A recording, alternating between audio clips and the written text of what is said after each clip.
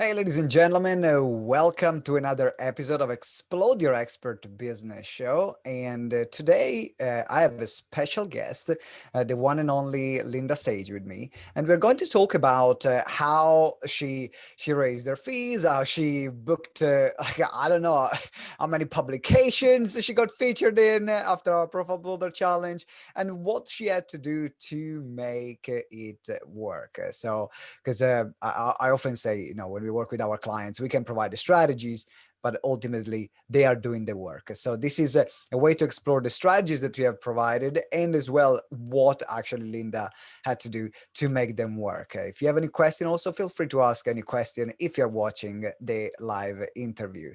Now, for those of you that don't know who Linda is, she's a self-care expert and with a background in criminal psychology and helping people with burnout.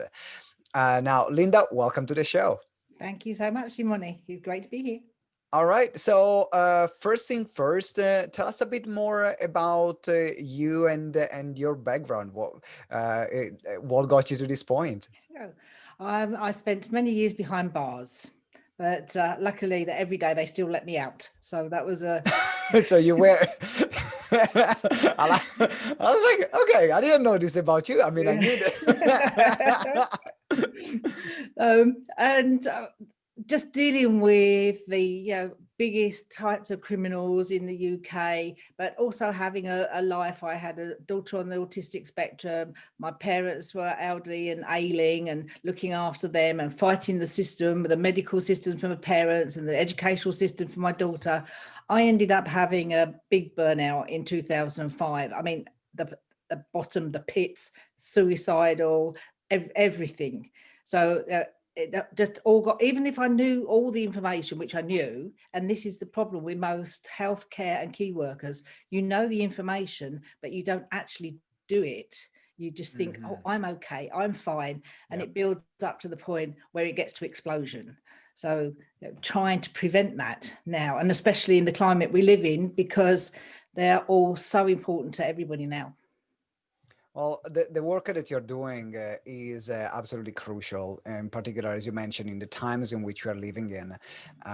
There is a lot of uncertainty, and a lot of people, they are losing their job, they're getting unemployed, they miss human connections because they cannot meet the people that they can be with. There are so many of these factors that are all playing at the same time. And I want to ask you, like, if you said that in 2005 you reached a really rock bottom. For those people that have reached that, they feel that looks like they are at rock bottom right now, what would you say to them? The most important one is you step out of denial and ask for help, because so many people see asking for help as a weakness. Mine came through a photograph my daughter took. We'd moved back to Spain. I was probably running away, that I wouldn't have admitted it at the time. I had all my logical reasons why, but in the house we had a swimming pool, so I was laid by the pool and I'd fallen asleep. My daughter took a photograph, and not only did she take it, she put it on Facebook. It went global, of course.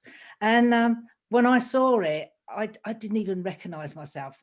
I looked like a dead beached whale. It was horrendous. But even for 10 days I was still angry with her for posting the photograph. I was still there. I still didn't see that I had done this to me, and I had let myself get into this situation.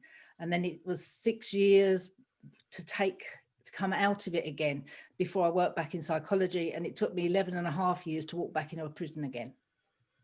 So Wow. prevention is always better than recovery. Prevention is always better than recovery, Yeah, absolutely. Because, like what you're saying, for you, it took also a long time to get back on your feet, to yeah. be able to work again, and all the and I'm assuming like the guilt that there was around it of not being able to do your work or not being able to show up for others. Then there is definitely a lot. So make sure, for everyone who is listening, prevention, prevention. prevention. Now, thank you for your message. We're going to talk about getting like how you got on publications. You got a new contract recently. Congratulations. Thank you. I want to ask you before we get there. You joined GTeX a few months ago. Yeah. What made you join GTeX? Why do you say, yeah, I want to work with GTeX on the profile builder and the ultimate expert program? Like, what made you join? And entrepreneurship obviously came to me a bit later in life than most people, because again, I was quite lucky that I'd always had work. I'd never had to look for work, because I did one thing and somebody recommended to the next. And so I've traveled around the world and I really haven't ever had to look for work, but I always had this thing that I wanted to go and do it, especially now this passion with avoiding burnout for healthcare and key workers was so strong, and I was doing it. And I opened my business in 2017, but really the only thing I was using the business for was to send invoices, because I didn't need to do anything else. I didn't need to market. I didn't need sales. I had an accountant. So basically all I had to do was pick up the phone, have a chat, turn up. Nothing about contracts, nothing about planning, no social media. So when I decided to do that, I had to learn a lot. And going into it, it's like a whole new world. People are generous in the respect that they will help you, but then when you don't really know what you're talking about, it's hard.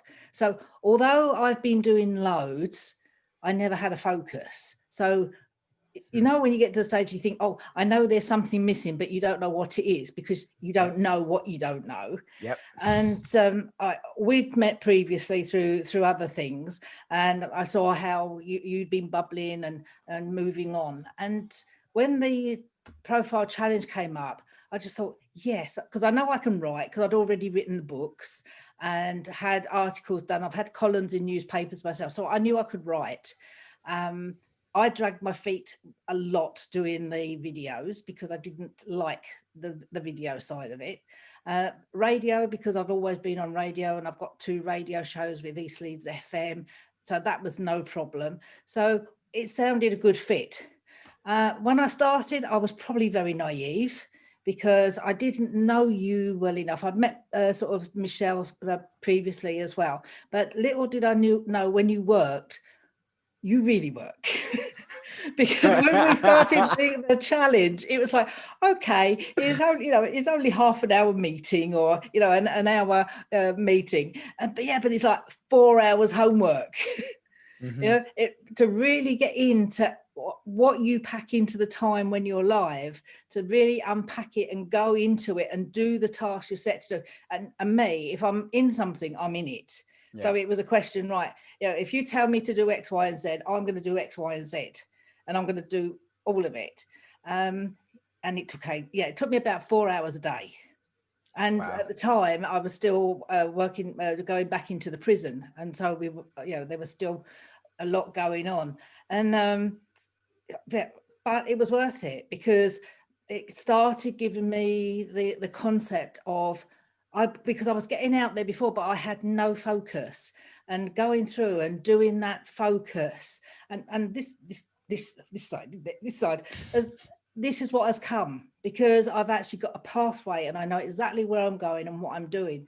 And even before that had come to fruition, when we started off with the publications, I mean, as I say, I know I can write, so, but getting the leads and knowing where to go and how to submit them, I must admit, Harrow I'd been on previously, but I'd never done anything with it, because like, oh well, okay, it pops into the Dropbox and I'll just get rid of it. But all of a sudden it was like, wow, if I actually read this, there's things that can be done. So I think I got 17 publications in 3 weeks. Wow, that's incredible. First of all, like, congratulations to you.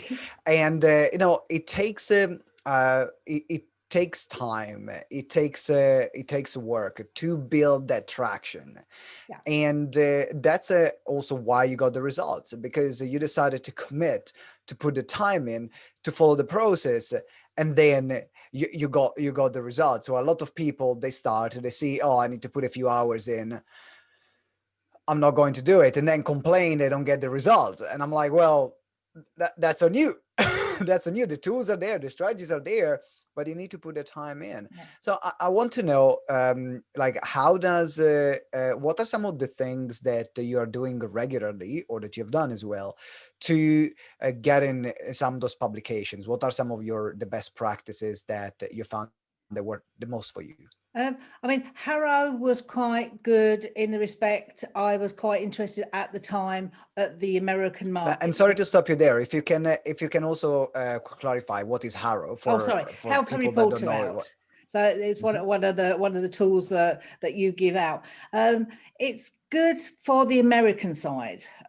There's not so many opportunities for the British side, but if you're looking at going on the other pond, I mean, I got some really good ones. I've got loads of publications now on Medium and Global Thrive and things, and that started off from there. Huffington Post and things like this. So they're really good if you're looking at really expanding that side or internationally. My biggest ones for the UK was from the link you gave us for, it was Michelle, from Twitter. So the journalist on Twitter. I mean, my Twitter account went absolutely phenomenal. I mean, I went up to about 50,000 hits. You know, it was just like climbing and climbing and climbing. It's like, wow.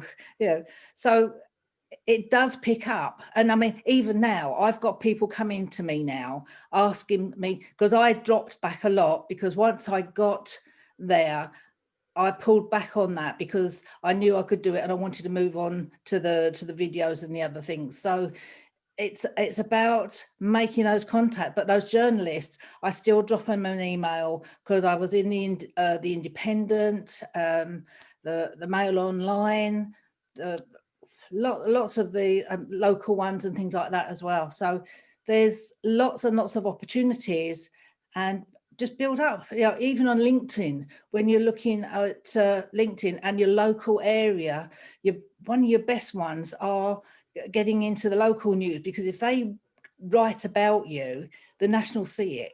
So I've had that. I've had it picked up from a national, from a local one, and I didn't write it. They wrote it about what I was doing. So Is very powerful when you have someone else writing things about you, because in this industry you have different there are different sides. So you can be a contributor where you write, but generally you can really write about yourself. When you are a contributor, you write something for the reader, you write something which is more how to, there is you cannot really promote yourself at all when you are a contributor. But when you have a journalist that writes about you, the whole dynamic changes. And then if you start from local and get picked up in the global ones. Now I want to know from you as well, in terms of time, because you know, the profile builder challenge we do is intense, because it's designed to give you a great start in a short space of time. But then it's not sustainable unless you have a PR team to keep going at that pace. So what do you do with that to make sure that you keep working on your visibility without having just, you know, that sprint and then fading off?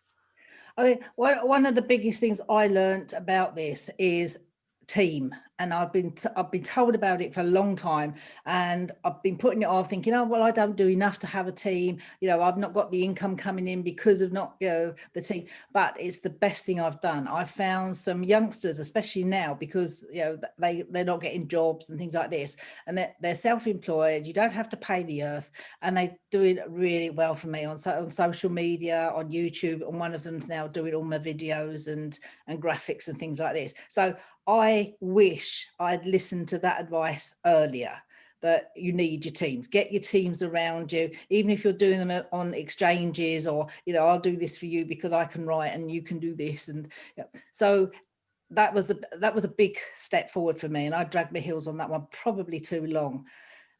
So that frees you up to do the things. And again, one of the things that you learn with your system is about prioritizing what you can do and what other people can do. When you can start sharing out, because all of our businesses are like our baby. You know, I want to do this and I want to be in charge of this, and you Because can't. I'm the best one and I'm the only one that can do. Yes. So letting go of that, because you can't be good at everything. I mean, I had a whirlwind of learning about social media because my age group, we didn't know anything about the back end of social media, but I wanted to be able to use it so I understood for somebody else. But my youngsters know more than I'll ever forget about social media. So it's their passion. If I'm passionate about standing up and talking to people or doing the training, they've got that same passion about what they do. So they do a great job. So, Yeah. so that's one of the things. So I really now prioritize my time. I still do a lot free. I still do webinars. I still do my weekly newsletter. I still do a monthly newsletter. I do blogs weekly. That's brought up because it was monthly. That's been taken up because it's a good the videos. And one of the great things is you can, if you write a blog, even if you're not a writer, if you have a blog, then you can use it for everything else. You can use it as a script for the video. You can take it down and take pieces out for all your posts. You can use it for everything. So really, if you do one piece of work, you can use it right across all the mediums. Yeah, is it the fact of repurposing your content when you're creating it? There is as Linda said, as long as you create like an article, for example, now you have all your you can create like sometimes 7 to 10 different social media posts just from a short article, because one, you take a quote and becomes a quote, one is like a paragraph for the article and becomes an entire social media post. So it's not about creating new all the time, but it's also about how can I distribute better what I already have.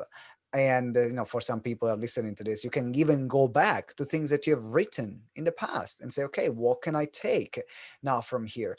And definitely the ability to have a team and as Linda said, you can find even like free interns that they can work with you. There are virtual assistants in other countries like the Philippines or India that are highly skilled. They are managed by a team, and then with less than 100, 200 pound a month, sometimes 500 pound a month, depending on how much you're going to pay them and how many hours they do. Then there are all these opportunities where you don't have to do everything. The content will come from you, but you don't have to be the one actually creating it every single day. And that will freeze up your time. So then your profile will grow and you can focus on serving your clients, creating your programs. Now, I want to know from you last thing, Linda. You recently got a nice contract, so how did the visibility or this increasing visibility you have helped you also like gain more business? This was my big black hole, because I'd never had to do sales, and the idea of selling was like, it's quite not nice. But so for me, that was a big hurdle. But you made it really easy when we did the challenge, and we had the script about getting the feedback rather than doing the sale. That was like coming home. It was like so many light bulbs. Oh yeah, I can do this. I can talk to people like this. I'm not going in and being like the car salesman. And so really rethinking the way I thought about it made it easier. And Michelle is really good at this. I actually sat with her, and because I'd been posting regularly on LinkedIn, it was a director of a hospital that contacted me and said, would I do workshops for virtual workshops for hospital staff? And I'm like, well, yes, of course. And again, when you're not valuing yourself, you're worried about what you charge people. So again, this has been a really big step up for me, because I went from saying £500 for a day, and that's not bad. I mean, earning £500 a day for most people, that's really nice, but being shown about how much you know, how much credibility you've got, how many other people come to you and people are interested in you. I went then to £325 an hour, which is like, I was scared to press the send button when I was working with Michelle, and I'd done the call and I was sending the contract, and I was actually, I was sitting, I was sweating when I was going to press the send button, because Yeah. it was just like, am I going to do this? And when it went, it was just like, okay, I'll either get it We'll or I see. won't get it. We'll see. And yes, and that was it. And so, yeah, I am now officially worth that. That and it's so interesting how it is like even like charging is such a psychological game more than anything else because I remember as well, like every time I'm up in my fees, there is always that thing of, but will people pay for it? Yeah. Even though I've got all the case studies, I got all the testimonials, I know what I'm doing like the back of my hand, and I know I can get results. There is still that thing when there is a significant increase. We're not talking like you went from 500 a day to 320 an hour. It is Yeah. a significant increase. So every time there is a significant increase, it is almost like a reshaping our identity, Yeah. our sense of worth, our sense of value. And but the moment you press send, then it's like, okay, well, I've done it now. we got we can see. And I remember that there is something I've learned from Daniel Priestley, from a company called Dent, a great mentor and a great person to follow in our industry. And one of his principles is that you will always get what you pitch for. Mm. If you pitch for 5, you get 5. If you pitch for 10, you will get 10. If you pitch for 100, you get 100. If you pitch for 1,000, eventually you get 1,000. So you will always get what you pitch for. So great, great insight. I think, yeah, because of the biggest thing for me out of all of this is the focus, because before I was doing all the work and it was all related to the same subject, but there was no linkage. Whereas now I have the foundation, I have the methodology, and it gives me so much more credibility about what I'm talking about. Instead of before, I was doing bespoke work. So every time I did was something new. And that's how I worked. Whereas now this is like, this is me, you come to me, which And is a it different makes place. it is a different game. Yeah. It's a different game where you set the terms in which your client, they will work with you. Yeah. But it is interesting because to get to that point also, you already need to do a certain level of work for your client, so then you understand what is that they want.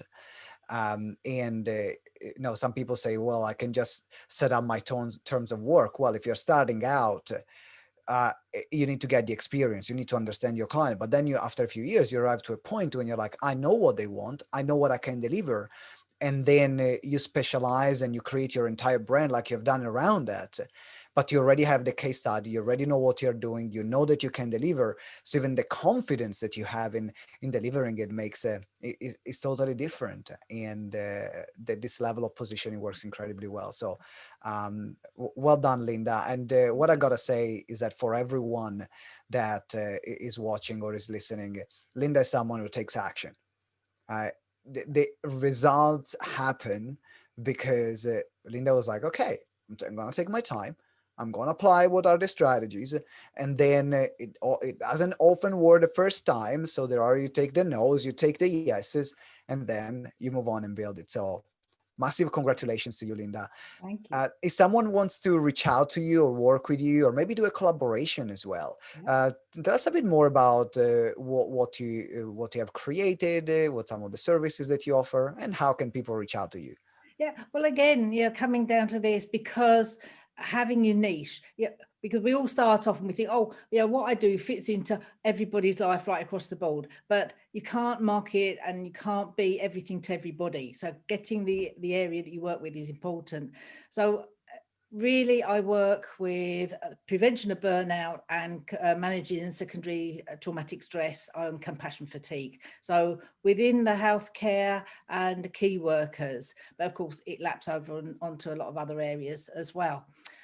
And I'm everywhere. I'm on LinkedIn, I'm on Instagram, I'm on Facebook, I'm on YouTube. So loads of videos, loads of freebies. There's a huge amount of vaults out there that you can get involved with.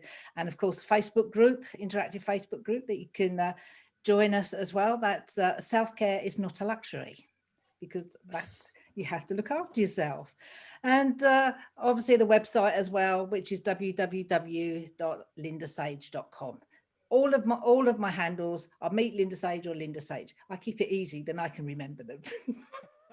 So at Linda Sage, make sure you reach out to Linda. Can be for a collaboration, can be because maybe you're one of these people that gives without giving to themselves. So then you might want to do some work with her and explore how then she can help you have a better life as well. So then you can have your cup full, that you have more as well to give when you have it. Linda, any final words or final comment to wrap up this interview? Yeah, Simone, it's fabulous working with you. I mean, you bend over backwards to make everything work for everybody. You make it really individual. We've had several conversations because, as I say, I started off on the profile challenge, then went on the profile builder. It wasn't the right fit, so we had a conversation, and I moved over onto the expert program, and it was just wonderful because then things just exploded for me. So it is about finding your right niche, but talk and ask for help, because it's great to be part of a community, which is part of what you do. In all of your groups, when you start, you'll get affiliated or you get contact with people that you sync with, and then you can go through and they help you as well. So it's a great way of learning, but it's no good just keep learning, because it's very easy. A lot of people get immersed in one course, then they go another course and another course, and you end up with a Frankenstein, because you have a piece from this one, a piece from that one, and it doesn't gel. So if you're in, you're in. Just go for it, because it works. It's just a question of how well it's going to work to how much you put in. I thank you, Linda. Such a great comment. I really appreciate your kind words. And make sure for everyone who is listening or watching, reach out to Linda at Linda Sage. And if you're interested in exploring how we can work together, how can you become a Profile Builder member or Ultimate Expert Program member, see the programs that we have, and in particular, see how our GTeX methodology then can apply to your business, then reach out, send me an email at simone@gtex.org.uk, or visit the page gtex.events/call. So gtex.events/call, and then you can book an application call with us. Linda, once again, thank you very much for today. Thank you very much, Simone. All right, ladies and gentlemen, I'll see you next time for a brand new episode of Explode Your Expert Business Show. And until next episode, remember that together we grow exponentially. Ciao.